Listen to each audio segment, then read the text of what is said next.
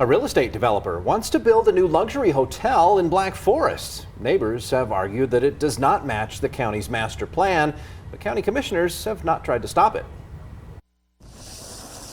To understand Terry Stoka's love of Black Forest, just step out on his deck. We just are amazed that we get to live in the middle of God's beautiful creation here. The same could be said for Rick Stotch. Growing up, Black Forest was always this magical place. For decades, real estate development here was governed by a special plan. The Black Forest Preservation Plan was the first small area plan, they call it, for just the Black Forest, the first small area plan in the whole state of Colorado. If you built a house, it had to be on a 5-acre lot minimum. Just for the purpose of both not taking down more unnecessary trees and more roads and more clearing, and also just to preserve water.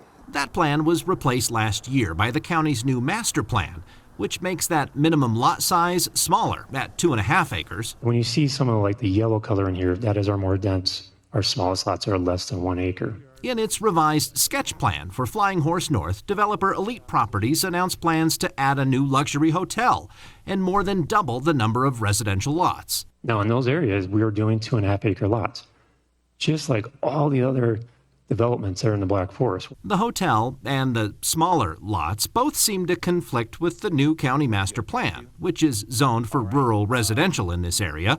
Commissioner Lojinos Gonzalez was the only one to vote against it. El Paso County spent over 2 years and over $600,000 updating our land use master plan that looked into all areas of the county, including the Black Forest area. And so I thought if we're going to spend that many man hours and that much of our taxpayer funds, that we should try to follow the master plan. The vote was a 3-1 decision in favor, with Commissioner Holly Williams, who represents Black Forest, recusing herself. There was a conversation I had while this matter was under consideration.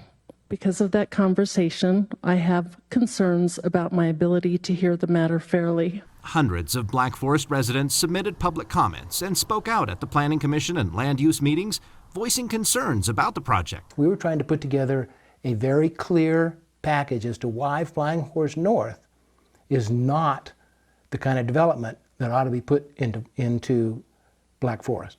Commissioner Stan Vanderwerf told us it's still very early in the process. There's plenty that still has to be done with regard to sufficiency in zoning when we get to the specific design of the development. Still, the trend of this project so far has left Stoka feeling as if their voices don't matter. We thought we had a strong case, and we thought we had a lot of support from the county master plan, but it just became apparent to us that this was not something we were going to win.